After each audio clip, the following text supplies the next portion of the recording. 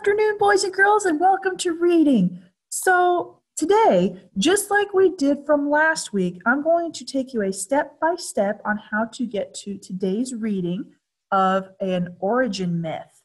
Okay? We have been working with folk tales and fairy tales, and now we're transitioning into origin myths and what myths are about and how they're kind of connected with folk tales and fairy tales. So we are going to be using the online textbook again, and I just wanted to start the beginning of this video of showing you the steps of how to get to it, because we're going to be reading the story together with the audio feature. But if you want to go back after this video and play around with using the textbook yourself, you may do so because of how I'm going to show you, okay? So the steps are, so make sure you log into Clever, and if you don't have your Clever badge, please immediately contact me and I will get you the information you need so you can get to this page. So you're going to go to Mrs. Strasbaugh's page, click here. Then you're going to go where it says Savez Easy Bridge, click on that.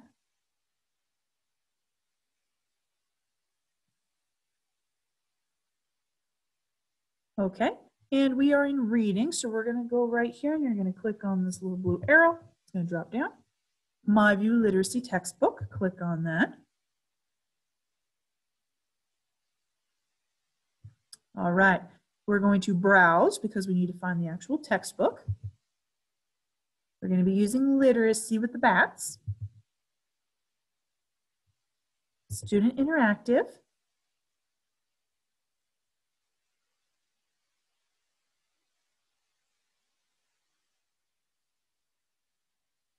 Sometimes it takes a while to load. All right, so we are still in the unit of environments because the stories that we've been reading about with our folk tale and with our myth, they are both within the environment. They're pretty much kind of about the environment too. So we're going to click on environments. And I believe it was week 5. Scrolling down. So week 5, reading workshop. And the genre, so the type of reading we're doing is a myth. And then this is the name of the story that we're going to be reading together. So we're going to first click on myth so that we can understand what is a myth. All right. So boys and girls, please make sure you are watching the screen and you are listening carefully to what we're going to be learning for today. And we're going to talk about myths. Here we go. We're going to do audio feature. Myth.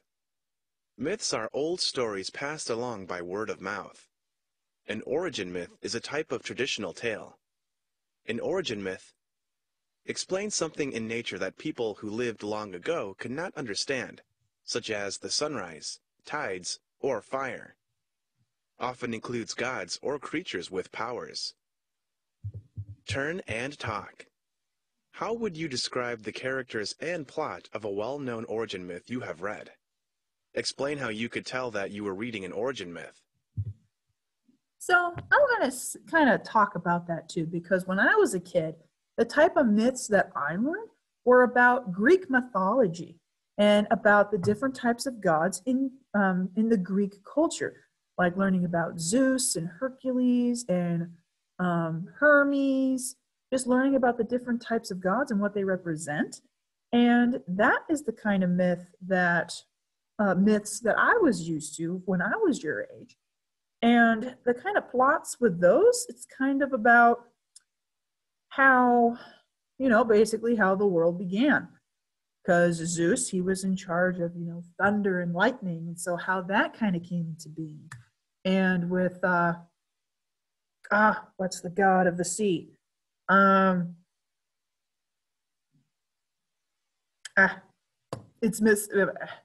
name is escaping me, but the god of the sea, he was in charge of, the tides and everything that kind of happens within the creatures of the ocean, things like that, and how the patterns change and the tides change with all that. So it kind of has to do with just like what the person said with the read aloud, that myths kind of come from things that we could not explain, and they all been told by word of mouth.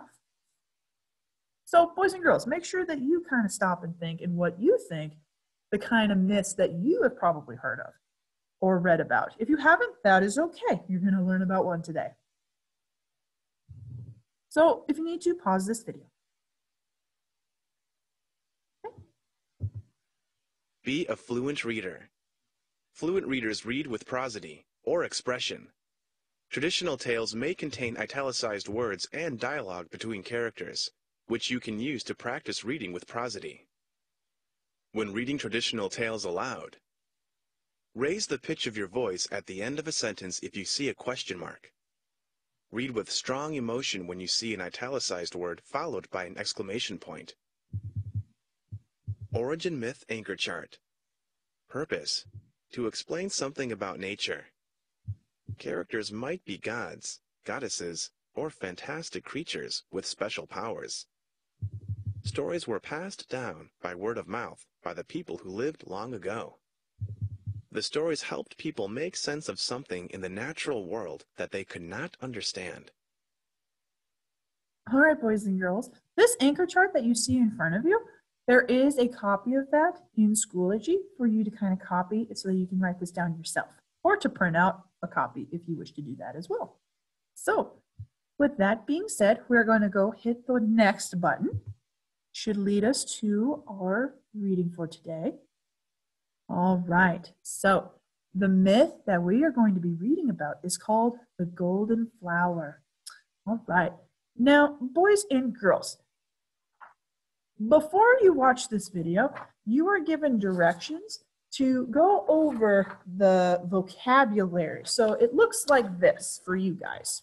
Okay, so you're going to preview the vocabulary right here. So yours is a little bit more in depth than it is going to be on the screen, and that's okay.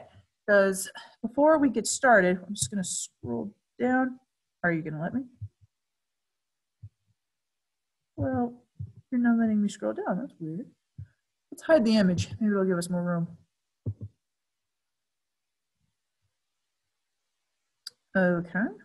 Having a little technical problems for some reason. We were going to do preview vocabulary, but we can't even see that. Below is rendering of page up to the first error. Hang on 1 second. So let's go back to environments. 5, reading workshop. Let's go to Golden Flower. All right, well, let's just go ahead. Since I have a copy of this, let's go over the vocabulary. So the vocabulary words that you need to look out for are pouch, globe, murmuring, mountainside, and footpath.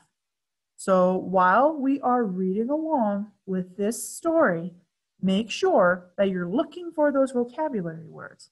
Pouch, globe, murmuring, mountainside, and footpath. So boys and girls, just take a moment right now, go over those words, and do you know the meaning of these words? Just think about it. If you do, that's great. If you don't, that's okay. But if you do know these words, then, because you know sometimes words have multiple meanings. So make sure you're thinking about what kind of meaning is being used with these words in this origin myth, okay? So with that, keeping that in mind, we're going to go ahead and we are going to start reading the Golden Flower myth. Now, also, I will be pausing every so often like I did with the last video and showing you my think alouds, because boys and girls, it's really important that you know how to do these think alouds while you're reading so that it helps you better understand the story that we are learning, because some stories are kind of hard to follow. And we need to make sure we stop and pause, take a moment, and reflect on what we just read so that we can become stronger readers. Okay, so while we go ahead, and we're going to go ahead and get started with this reading. For some reason, it's just not working properly. I do not know why. I would like to hide this image so we can have more room to read, but it looks like it's not going to allow us. And that's okay. Just thought I'd give it a try before we get going. All right, here we go. You gonna work? Oh, well, I guess this is just not gonna work for us today. Well, that's a bummer. All right, well, I'm gonna read to you. All right. In the beginning of the world, there was no water anywhere on earth. There was only a tall mountain that stood alone on a wide desert plain. There were no green plants. There were no flowers. All the people lived on the top of this mountain. Oh, that's a different visual, huh? So really think about the word choices that were given here. Close your eyes. Imagine what this world was like. A little dry, wasn't it? Yeah, a little dry. So it's kind of interesting how they started this myth with everything just being dry. No water, there's nothing. Huh, very interesting. Let's keep going. There were no green plants, there were no flowers. All the people lived on top of this mountain. All right, let's look at this mountain. Ooh, well, I see a sun. Very dry mountain. Whew, looks pretty dry. Let's keep going. Whew. One day, a child went walking on the dry land below the mountain. As he bent down over the ground looking for food, something floated by on the wind. He reached out and caught it in his hand. It was a seed, a small brown seed. He put the seed into his pouch. All right, there's the boy. See a seed. Very cool. All right, so I'm going to pause right here and think about that. All right. The illustration on this page matches my mental image of the mountain. But how can he find a seed if there are no plants? That's an interesting question. Where did the seed come from? Is that a hint that he will soon meet a god or a creature with powers? Because remember, our knowledge of myths, something magical, kind of like a fairy tale. So we will see what happens next. As I read, I'm going to write down my questions to help me check my understanding of what I already learned from the story. So always write down your thoughts. That's why we annotate while we read. We always write down our thoughts to see if the information that's given to us is going to happen later on. So let's keep going. The next day he went walking and again found something as it floated by on the wind. It was another seed. Day by day he gathered these seeds until his pouch was full. Ooh, vocabulary word. It could not hold any more. The child said to himself, I will plant these seeds at the top of our mountain. He planted the seeds and waited. One morning, a tiny green leaf appeared. The child watched.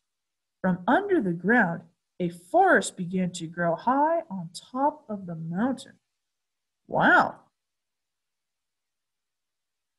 That's a little crazy. Let's keep going. All the people came to see. It was a forest of many colored flowers, a magic garden of green leaves and thick branches. Would a member of the night custodial staff please come to the front office? Thank you. That's okay. The child was happy. I'm going to stop right here because the phrases day by day until his pouch was full and one morning makes me wonder how much time is going by. I wonder how much time is going by because it seems kind of quick, doesn't it? Well, sometimes I know that authors like to rush certain parts of their story just to kind of get to the point so that it doesn't drag on. So that's probably what is happening right here. Let's keep going. Ooh, yep, see, there's the top of the mountain, and there's all forest right there. And there's all the people. They're starting to climb and wonder. In the middle of the forest, at the foot of the tallest tree, there grew a vine that wrapped itself around a tree. Notice the vocabulary words being used here, boys and girls. The way that the writer is writing this really helps you visualize what you're seeing. And from that vine there grew a flower more beautiful than all the rest, a bright flower with golden petals. And from that flower something new appeared in the forest. It looked like a little ball. "Look!" cried the child.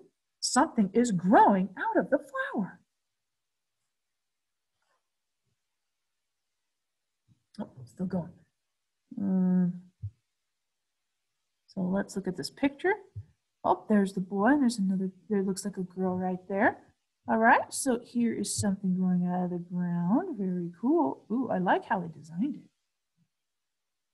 As the people gathered around to watch, the ball grew larger and larger until it became a great yellow globe that shone like the sun.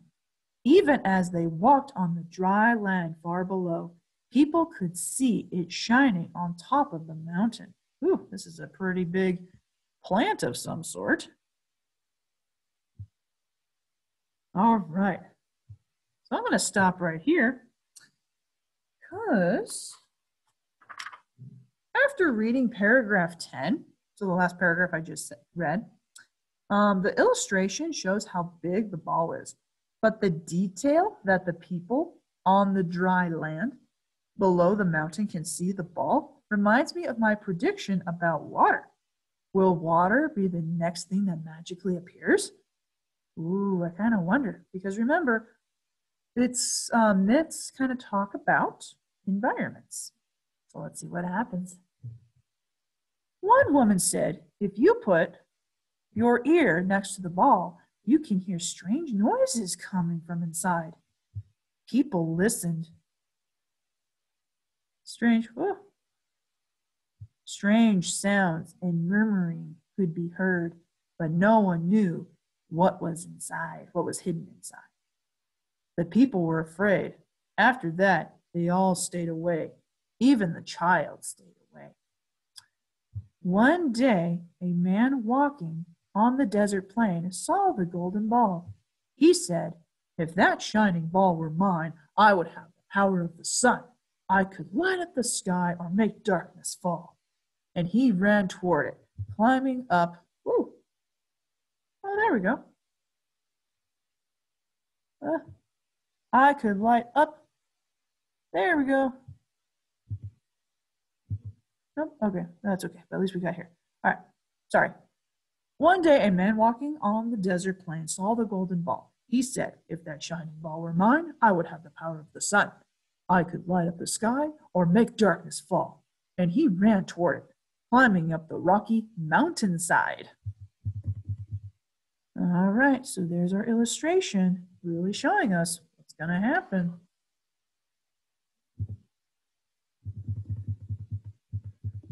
On the other side of the mountain, another man saw the shining globe, and he also said, I want that thing for myself.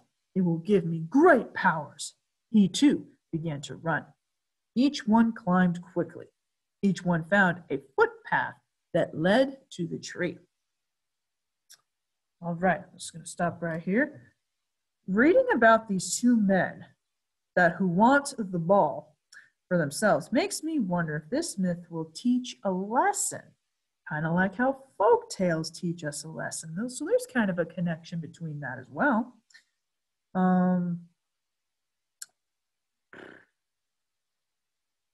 Or their race for the ball could just be a way to move the plot forward. Who knows? It could just be part of the plot, or we might be learning a lesson from this. We don't know. So let's kind of see what happens. On the other side of the mountain, oh no, I already read that, sorry. They both ran without stopping until they reached the shining globe at the same time. But what they found was not really a ball. It was the fruit of the golden flower, a calabaza,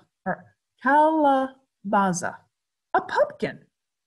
The two men began to fight and argue. It is mine, said one. No, it is mine, said the other. Each man grabbed the pumpkin. They pushed and pulled. They pulled and tugged until finally the vine broke.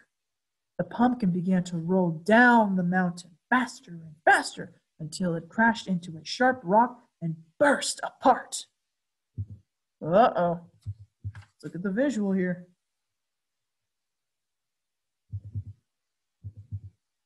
Oh, boys and girls, look at the imagery. What's coming out of the pumpkin? Think about that before I continue on. There's the crack. What's coming out? It looks like water. What? That is so cool. All right, well, after reading paragraph 15, the bowl did turn into some fruit, just like I thought it might, because fruit comes from vines, right? Comes from trees too, because in real life, flowers bloom, some flowers bloom before they turn into fruit, like limes and lemons especially. And we already know pumpkins, so, and squash does that too, and watermelon. So all those different types of fruit are grown from trees and vines. So that's really cool. And now that I think about it, there is something magical about how plants do this. It's pretty magical how plants are able to transform from a flower into a fruit that we can eat. That's pretty magical in our real world. Obviously, we don't have, a rushing of water coming out, but I mean, it's still pretty magical. Let's keep going. Whoosh! Waves of water poured out of the pumpkin. The water bubbled and foamed. The waves began to cover the earth, flooding the desert plain, rising higher and higher. For it was the sea that had been hidden inside the pumpkin. Out came the creatures, whales, dolphins, crabs, and sunfish. All the people ran to the top of the mountain to hide in the forest of green leaves. Oh, look what happened at the top of the mountain. So this is the top of the mountain, and all around it is water. This looks like an island, boys and girls. What do you think? Look at all the creatures, the dolphins swimming. That is pretty cool. How awesome is this, boys and girls? Will the whole earth be covered? They cried. Higher and higher the waters kept rising up the sides of the mountain. But when the water reached the edge of the magic forest the little boy had planted, it stopped. The people peeked out from behind the leaves, and what did they see? Small streams running through the trees, a beach of golden sand, and the wide open ocean sparkling all around them.